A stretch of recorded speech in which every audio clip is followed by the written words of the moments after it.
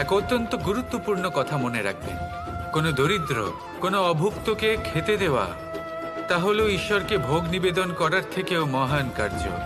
কারণ ঈশ্বর গরিব মানুষের প্রার্থনায় বাস করেন। আর ধরে নিন, যদি সেই ভিক্ষুক আপনার দেওয়া খাবার গ্রহণ করেন, অর্থাৎ ঈশ্বর আপনার দেওয়া খাবার গ্রহণ করলেন। কারণ এই মানবতা, এই সেবাই হলো ঈশ্বরের সব থেকে বড় আরাধনা। তাই এই আরাধনায় বিলীন হয়ে থাকুন আর আমার সাথে ভালোবেসে বলুন, রাধা রাধা। যদি সন্তান কোনো দুষ্কর্ম করে, তাহলে সেই অপরাধ শুধু কি সেই সন্তানের?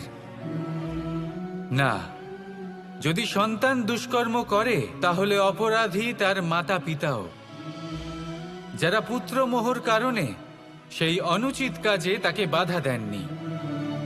অপরাধী হলেন